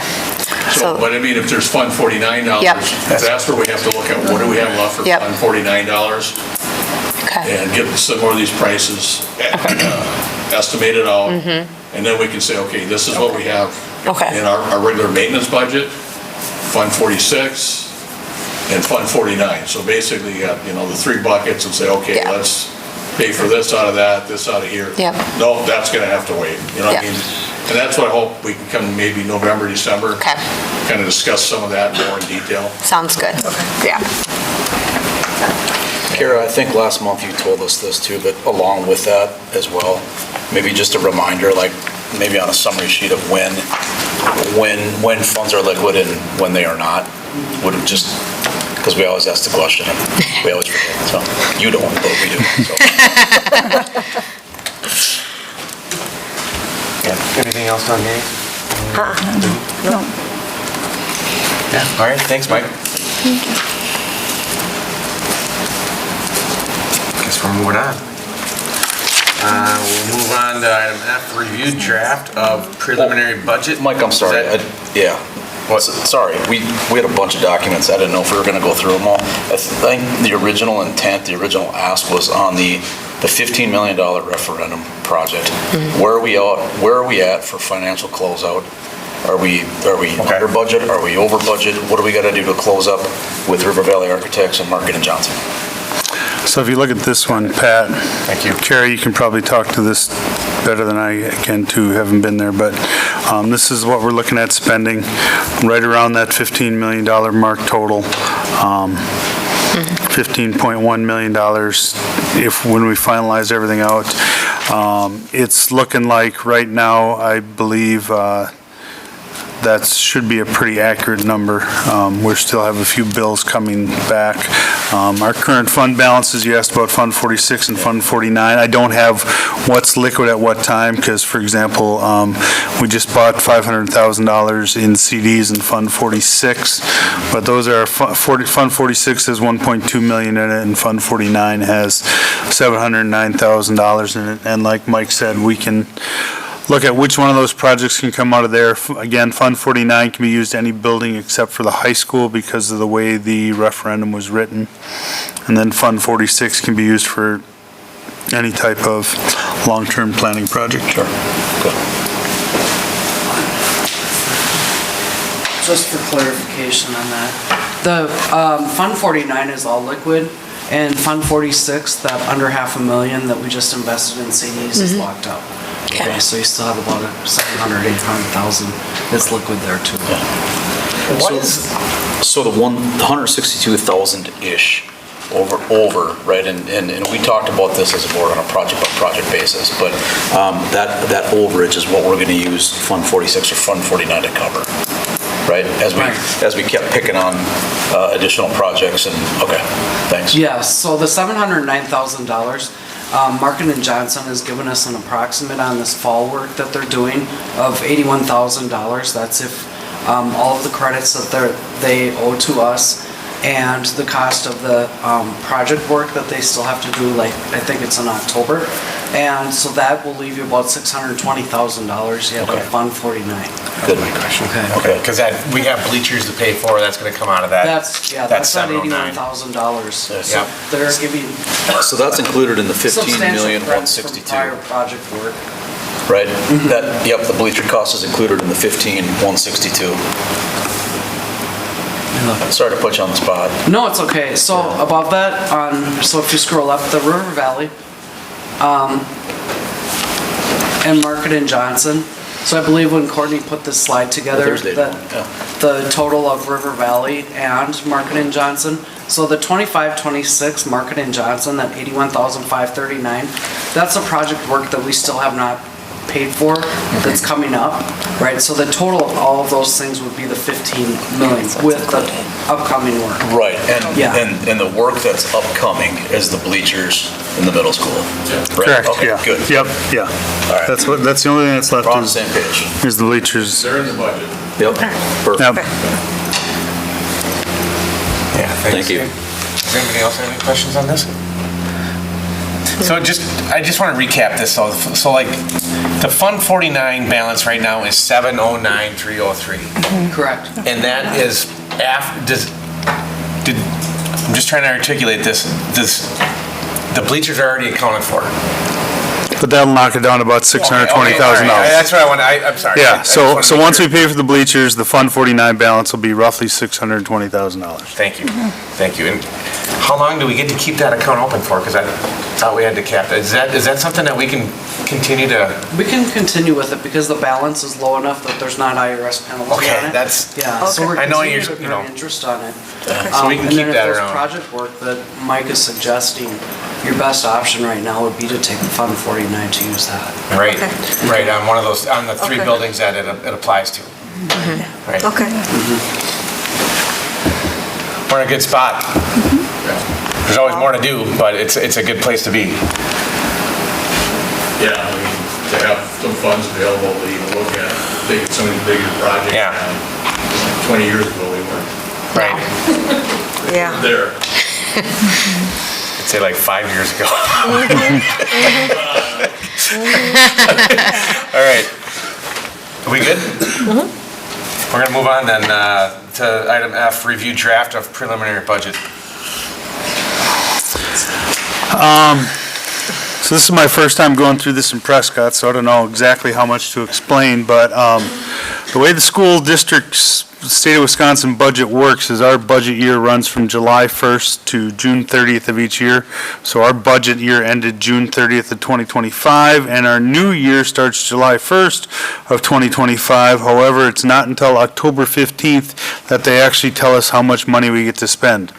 So between July 1st and now with the October 29th board meeting, we are estimating, and these numbers technically get changed by the DPI on a daily basis. So Kara and I are going to give you our best information as of yesterday. But you will see different numbers from us on September 24th and probably again on October 29th. One of the biggest challenges to most school districts in Wisconsin, the average school district has lost 6.1% of its student body. Our projection is for 1,242 students. The thing is, though, you are on a 3-year average. So if you look at that bottom line, we went from 1310 to 1254 to 1242. You take that 3-year rolling average, and we get funding for approximately 1,268 students. Again, third Friday count is coming up here, and that is the big issue. We get $12,654 per pupil, so that gives us a revenue limit of $16 million when you put that all in together. One of the great things about Wisconsin is in 1993, the state set the per pupil spending limits based on simply the previous year's expenditures. So here's some examples. The Gibraltar Area School District in far northeastern Door County gets $24,657 per student. This is as of last year. Washburn got $28,818. Prescott gets $11,399 last year. So a Washburn area student is worth almost more than 2.5 times what a Prescott student is worth, according to the way the state of Wisconsin allows us to spend money on students. They have done a good job in the last few years. There were school districts down around $8,000 or $9,000 per student. The low revenue limit now is $11,000. Our friends to the north in Hudson get $12,673. Here's our area schools. Hudson, like we said, was $673. Amory is about almost $12,000. We are second from the bottom at $11,379, and but if you take a look, Baldwin Woodville, Ellsworth, Osceola, and River Falls are at the state minimum. So we only received $74 more than the lowest funded district in the state, and $1,274 less than Hudson. So if the state of Wisconsin applied their funding formula to us using Hudson's numbers, we'd have an extra $1.6 million. Despite this inequity, we're the highest performing academic district in the Middle Border Conference. As Michael said this a little earlier, we outperform Hudson, we outperform River Falls. We're in the top 10% of the state in Wisconsin and top 9% in student growth. The other thing that the state of Wisconsin decided to do is in 2009 it decided to decouple aid and revenue limits from inflation. They used to be tied into inflation. As inflation went up, our ability to raise funds went up. If you go back to 2009, and this is last year's numbers, because again, we don't have this year's numbers yet, it's $3,380 per student. If we take that and multiply it by the number of students, that's $4.25 million extra we would have to spend.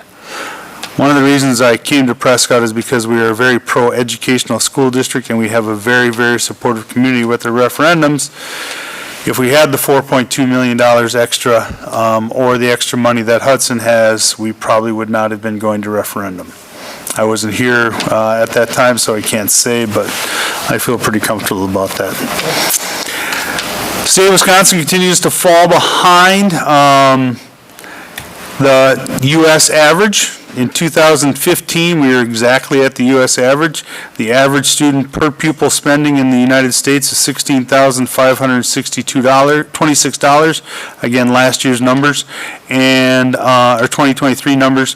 Wisconsin in 2023 was an average of $14,882. So that gap continues to grow. We used to be a high spending state, now we're a lower spending state nationwide.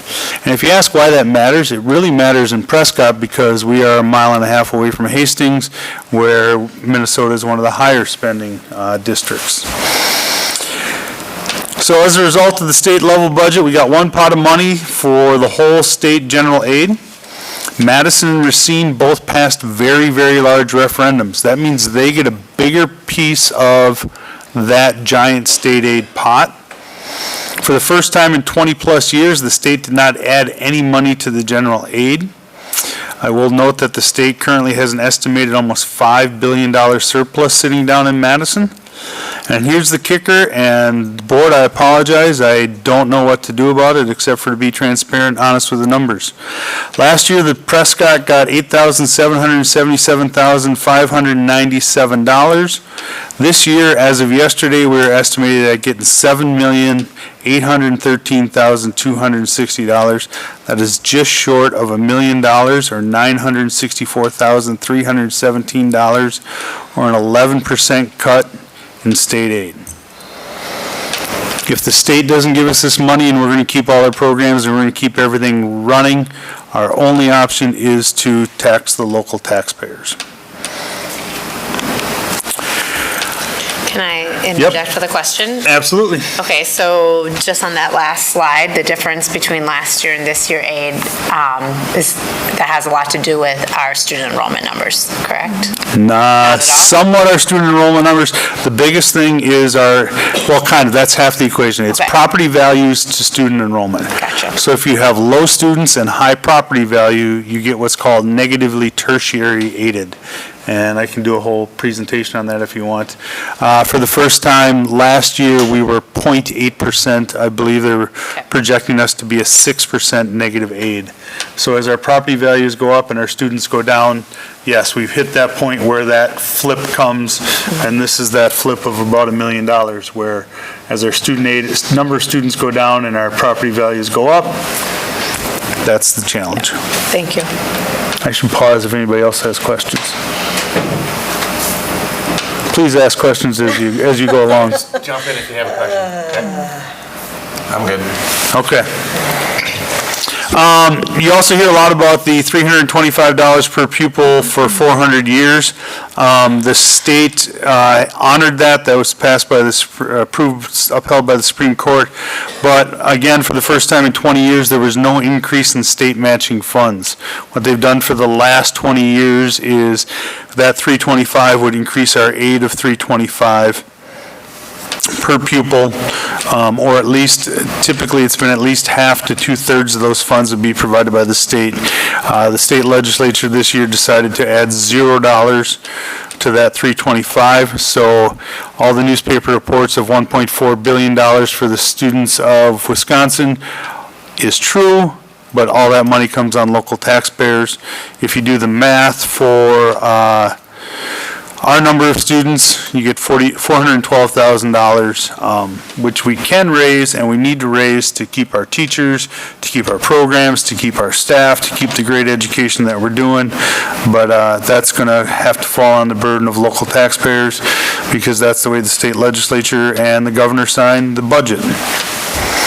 That $325 wouldn't even have kept us up with inflation. In 2023-24, inflation would have been $390, $404 in this last year. Basically, it represents between a 1 to 3% increase in our base revenue limits. Average base wages for the state of Wisconsin in 2023 went up 8%. Average base wages in Wisconsin went up 4.12%. I'll remind you that the board went higher than that to try to keep up with our neighboring districts with our salary. I think we went a grand total of 6% in 2024-25. So we were already $3,380 behind students, and we're now even farther behind inflation-wise, and that graph will keep coming, and I'm sure that they'll put out another one. Probably the best way to explain it is the state says the bucket gets to be this full. In 2024-25, our bucket got to be roughly $16.7 million. I did not give you accurate numbers on my little picture here. Next year it gets to go up only about $100,000. But the big switch is on the bottom. The local taxes used to be $7.8 million. The state aid used to be roughly $8.8. And like we said, those two kind of flip-flopped. And that's because our property values are going up and our number of students are going down. So we are projecting, as of yesterday, that our mill rate will be 8.15. So that's per $1,000, or an increase of 38 cents per $1,000 of home value. Again, we don't work on appraised full home value. I'll let Kara talk about that a little bit more. That's one of the confusing things too, is your tax bill won't look exactly like this, because we have to go with actualized value, and the city and the townships go with their appraisal value. So we'll have somebody here to explain that on the 24th, and we'll go into that a little bit more depth. But basically, we're looking at a 38 cent per $100,000, so if you own a $200,000 house, it's $76, $300,000 house, $114, $400,000 house, $152, $500,000 house, you're looking at increasing your school taxes by about $190. And again, that's across the entire school district. It's going to vary depending upon the township and the city you live in.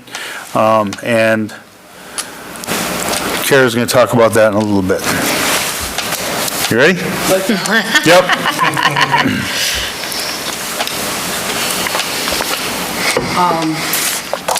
You have the link, there you go. So, this is part of the publication that we send into the newspaper, and so the initial calculations when producing the budget is that we're importing all the numbers into the system, and then we take it into the Baird forecast model. This is still a rough draft, right? This is not a finalized budget, but this is as we know right now, and numbers that have been calculated into the system.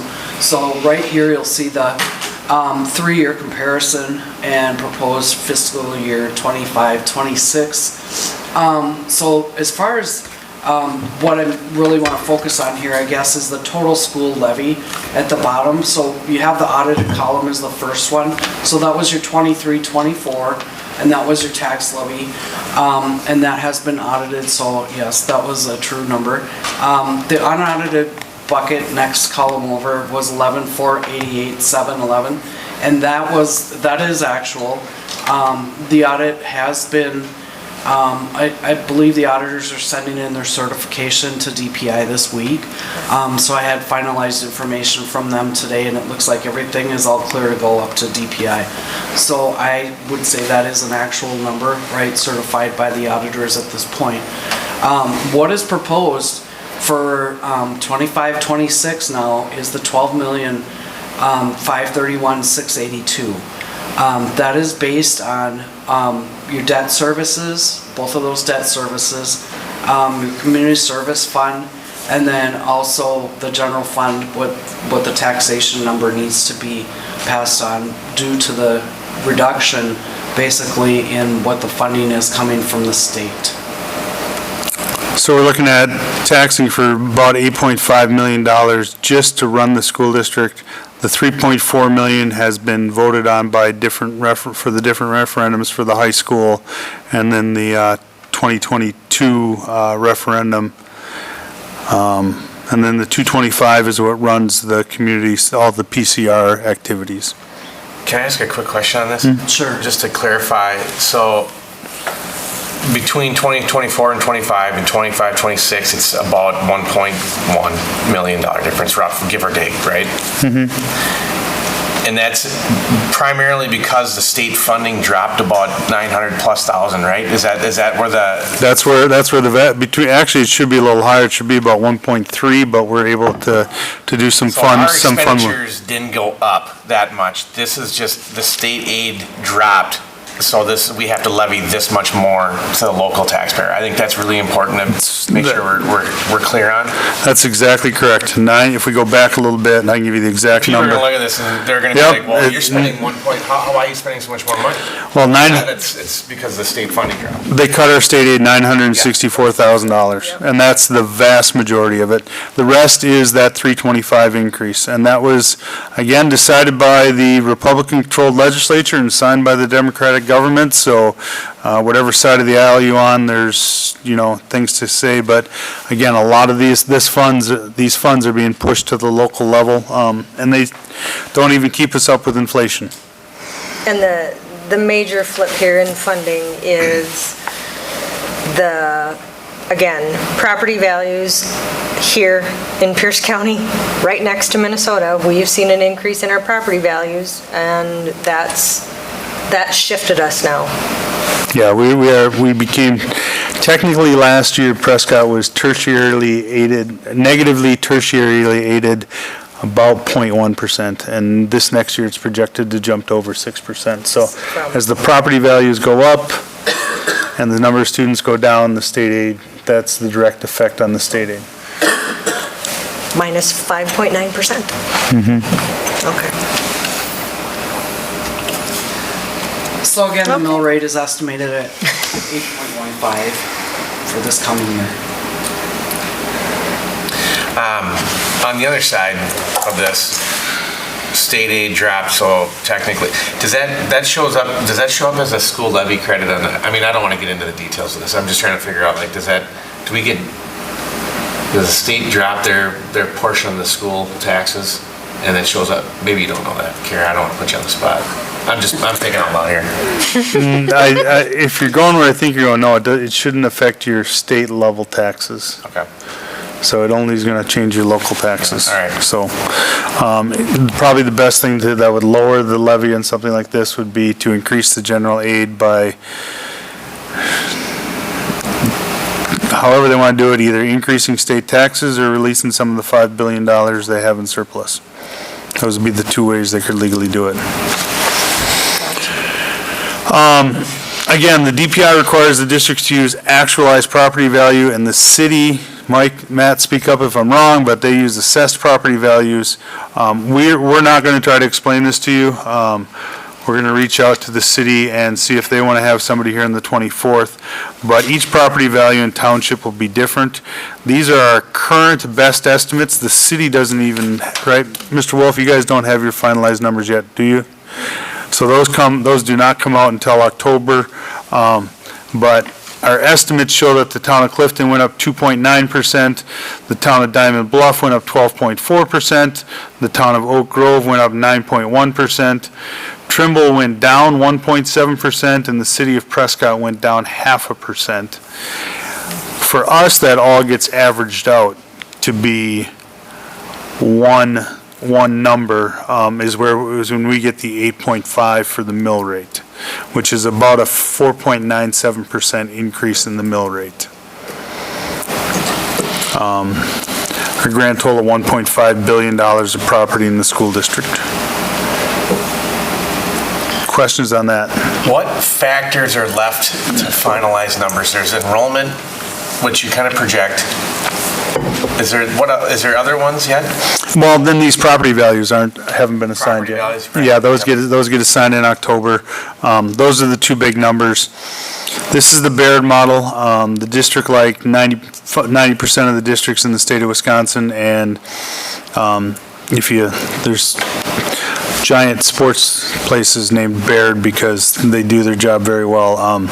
But 90% of the school districts use the Baird model. It's fairly accurate. It's not going to move, it shouldn't move by giant amounts. But the other thing that impacts this is not us, it's every other state, or every other district in the state. So if Milwaukee has not yet submitted their budget or their numbers, that will have a dramatic impact on this. If Washington Island, that has 12 students, hasn't sent their numbers in yet, it won't have any effect. Frankly, Prescott's numbers wouldn't move this much, but some of the giant school districts, the Madisons, the Milwaukees, the Racines, the Kenosha's, the Appletons, they haven't submitted all their final numbers yet, and that can change this somewhat from here to there. So those are kind of the three big factors. But it's a fairly solid estimate. But if it comes back at $8.12 or $8.19, that's, within where we're looking at.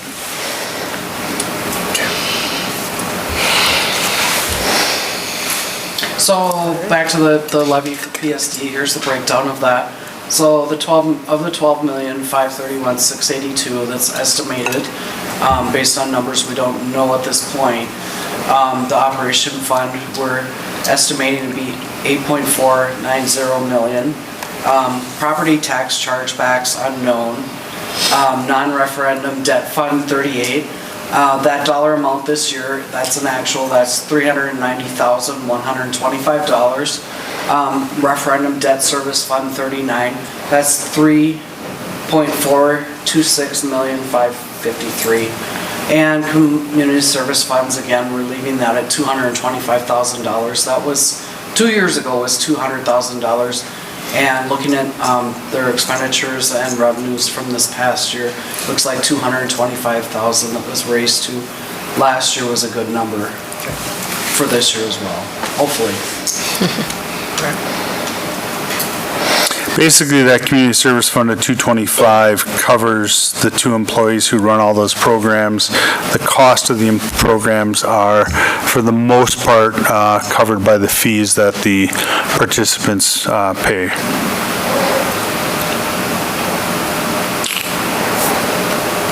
And again, that's just a diagram showing all of those numbers going into the total tax levy for the year 25-26 that's projected.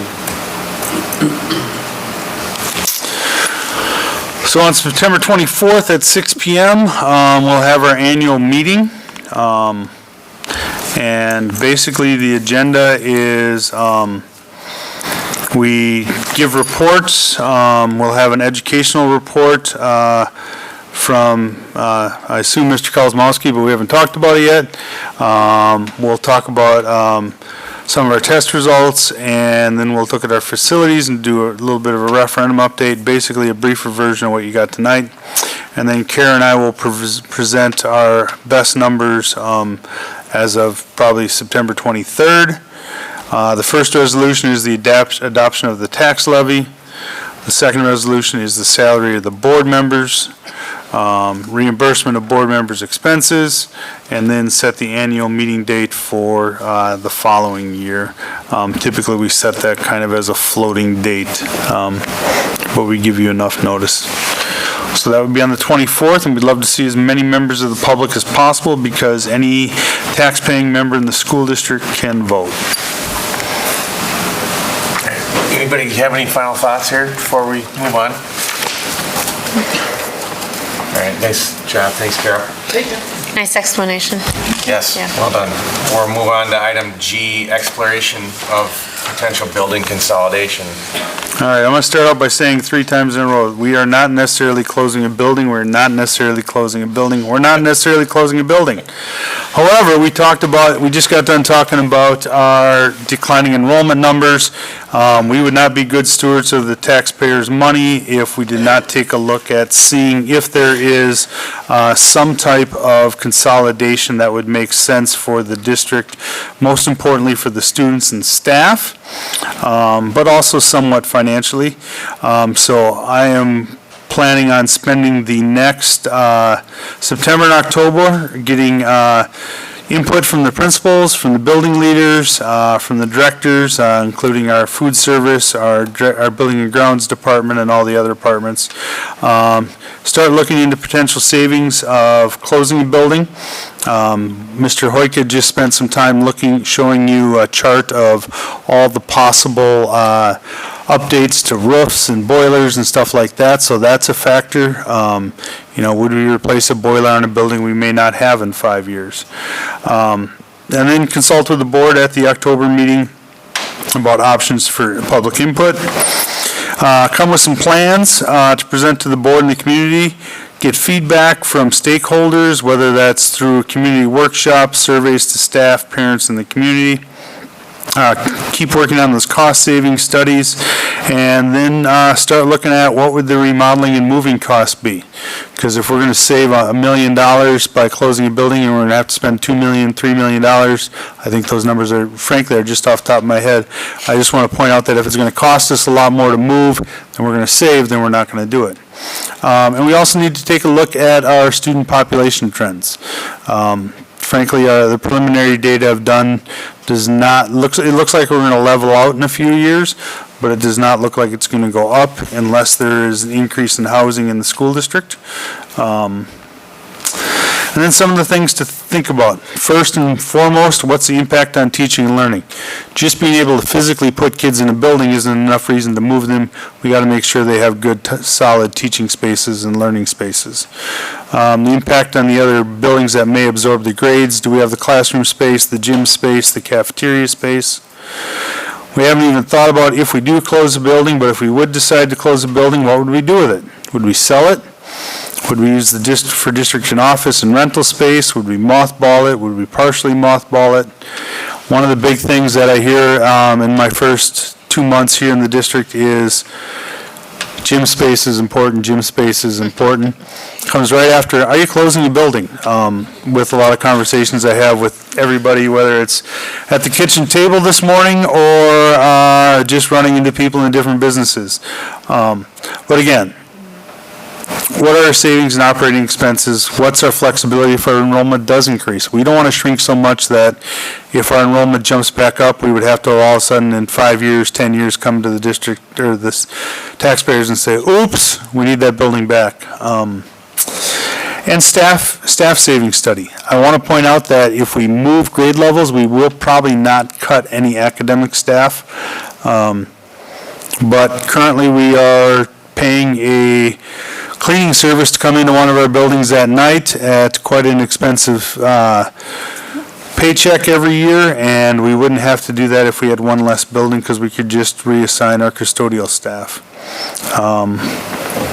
And then last but not least, what type, if any, of outside consultants do we bring in? And how do we get them involved in it? Any comments from the board here? Tanya, do you want to, any comments or questions? Sure. I don't have questions. I think that this is something that we've been publicly saying we need to have a conversation about. We know, and we've gone through workshops, we've talked about it at almost every board meeting for, I don't know, a year.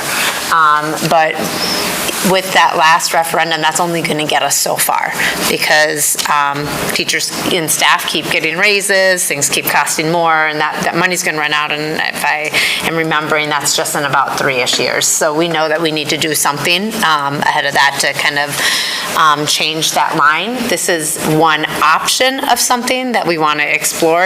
We don't know that if this is the thing that we would decide to do, but we want to make sure that we're exploring all of our different options and being good stewards of the dollars and the taxpayer dollars in the district. So I really appreciate seeing this timeline because we've been talking and it's kind of putting things into reality. It's giving us sometimes a check and balance and kind of make sure that we're on track. As I mean, anybody that works in a school or lives in a community that's close to school, it's a big deal. It's a big deal for families. It's a big deal for kids. And so this is something that we have to start talking about and putting out in the community and getting those feelers for. So, thank you. No questions, though. Pat? No, similarly, I really appreciate the timeline. I think most of the bullet points on here, things we've talked about in recent board meetings. I think we're thinking about all the right stuff, so this is a great starting point. Yeah, I'm good. All right. Vicki? Just, we need to kind of then consider all of this and sooner than later do, as we've talked about before, Pat, the master plan. So, this is one little snapshot, but there is a much larger picture that we, I think, need to kind of not necessarily wrap into this, but kind of have an overview and include that in some of this process as what it would look like in the future. And I guess you kind of did say that, Jim. What would happen if we, did increase students? We don't want to hamstring ourselves. So that's where I think we kind of look a little more future forward for some of these things instead of just, yep, we'll do this and be done. So that's my only addition to this is kind of to add in the 10-year down the road. What do we look like here in Prescott? I think you've all said it, but Wisconsin needs to do more, and they're not. And our kids deserve more, and our teachers deserve more, and they've been asked to do a lot with a little, and they're continuing that trend. And so in order to give them as much as we can and respect our taxpayers, we need to look at every aspect. And so this is unfortunate, but it's something that, again, we've talked about for many, many months. The plan looks good to talk about it and to re-talk about it and to talk about and to bring all the stakeholders in, but it's something that has to be done. So, yeah. Yeah, I'll just add on. So as do a little recap from last year when we were going through the process for handing out increases, because we're trying to be fiscally responsible with the referendum dollars and live up to our commitment of increasing salaries and all that stuff. This was a part of that conversation, was how we're going to sustain that. And the elephant in the room is we got 4 buildings, and do we need 4 buildings for kids? So this conversation's been going on for well over a year now. We always had it in the plan to kind of start talking about it this year. So Jim's doing a good job kind of laying it out for us and being transparent with everybody. This is kind of what the timeline looks like. We're gonna have some discussions on what to do. You know, whether or not we stick with it, but we talked about using that 4th building possibly on Elm as maybe we move the district office down. That would be an easy shift, and then move kids into we'd be able to support kids in the 3 buildings. Now, that was conversations that we had as a board last school year.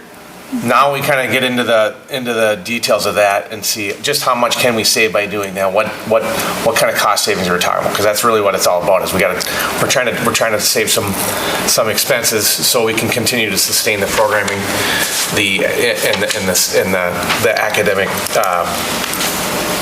excellence that we do have. So here we are, and I'm glad you brought it up tonight, Jim. It's being transparent, and here we go, right? So. I just wanted to add one thing, and Jim, this is just something that we've done historically here, and so it's something to consider. I don't know if it would work into something that is something you'd be interested in, or if it works within a time frame. But we had some success, I think, with our facilities advisory committee, and we kind of put a committee together that included some community members, some staff members, some board members, and just really helped advise us as a board from a different perspective, and they were privy to a lot of this information. We had an agency help guide those conversations. So it's just something that I don't know if it would play in here, but that community feedback it's a way to gather it, and has worked for us in the past.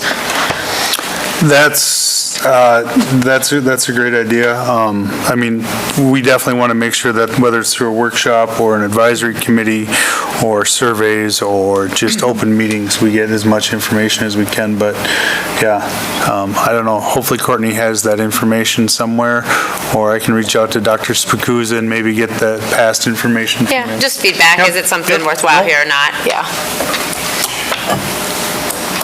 Pat and Vicki were our 2 board reps. Yeah, we can help. Okay. Yeah. Starting point. I appreciate that. All right. I don't have Anything else, board, on that? Nope. We're not closing a building. Should we say it 3 times again? All right, we'll move on. Pat, that is the end of information discussion, so we are on item 8, recognition of visitors. Same rules as applied as the beginning of the meeting. Anybody at this time care to be recognized? Yeah? Yeah, come on up, and same thing, just state your name and... Look at how well you can see the board all of a sudden, the screen.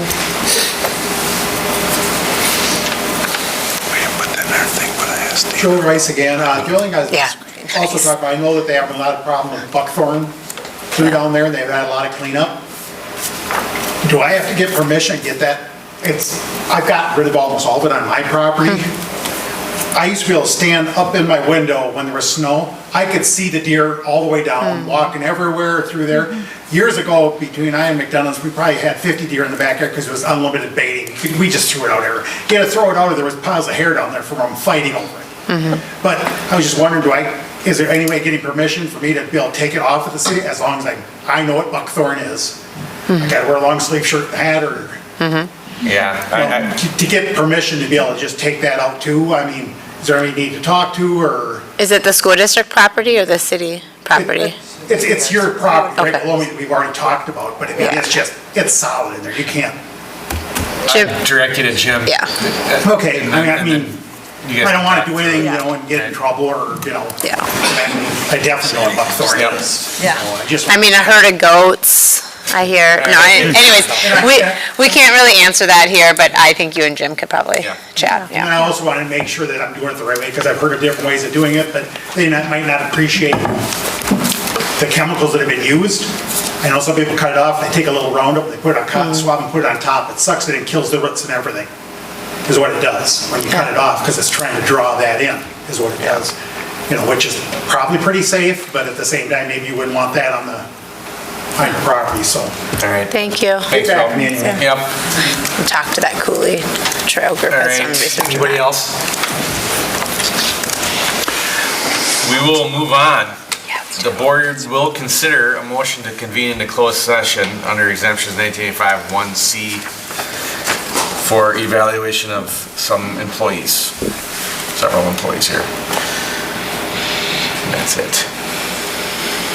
So we will consider a motion and then we'll roll call for that motion.